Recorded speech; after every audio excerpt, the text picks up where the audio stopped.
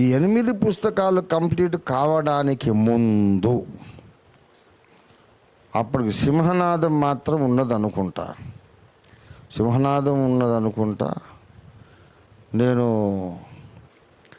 MIG 877లో నేను అప్పుడు 30-40 మంది మన సంఘం వాక్యం చెబుతూ దేవుడు ఈ మాట ప్రకటించమంటున్నాడు, నేను ప్రవచిస్తున్నాను, గుర్తుపెట్టుకోండి అని చెప్పా.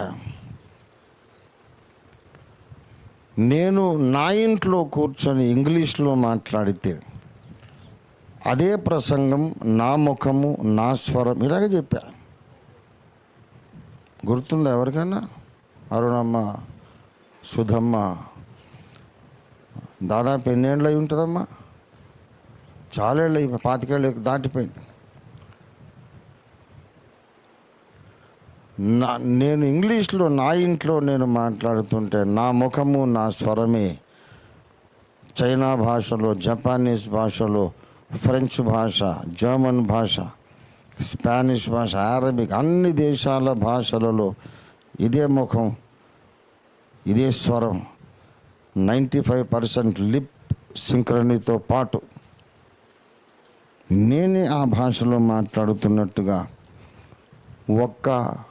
2 సెకండ్లు 1 సెకండ్ డిలేతో నా ప్రసంగం అన్ని భాషల్లో నా స్వరముతో. నువ్వు ఉన్నప్పుడు వెంకటేష్ కూడా ఉన్నాడు.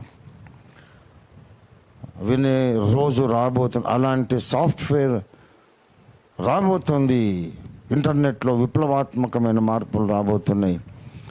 అది వచ్చినప్పుడు నా ఇంట్లో నేను కూర్చొని సర్వ ప్రపంచాన్ని సత్యంతో నింపబోతున్నాను అని ప్రవచిస్తున్నానని చెప్పాను.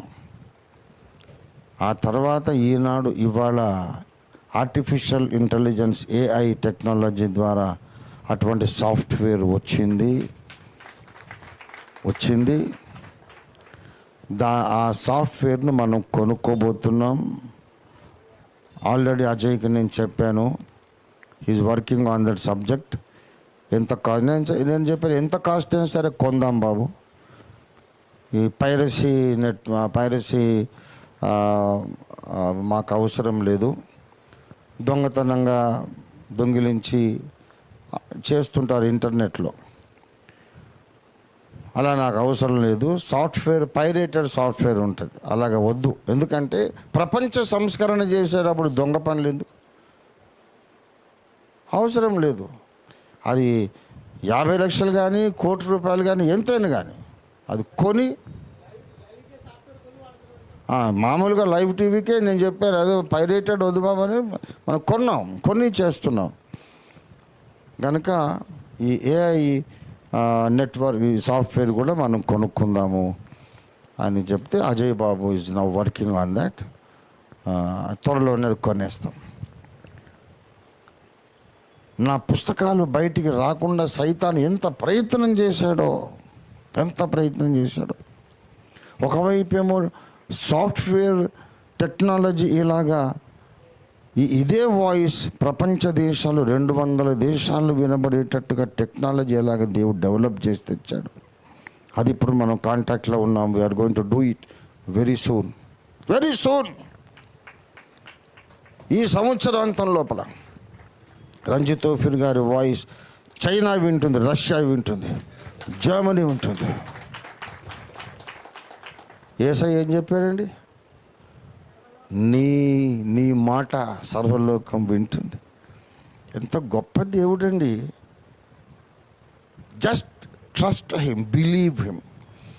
దేవుణ్ణి నమ్ముట ద్వారా మనం శూర కార్యాలు చేయగలమండి.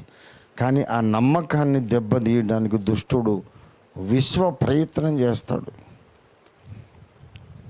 కానీ సాతాను ఎంత శోధించినా, ఎంత మనల్ని బలహీనపరిచినా, మనం అదే పట్టుదలగా విశ్వాసాన్ని మనం కొనసాగించుకుంటే దేవుడు చెప్పిన ఏ మాట అయినా నిరర్ధకము కానేరదు.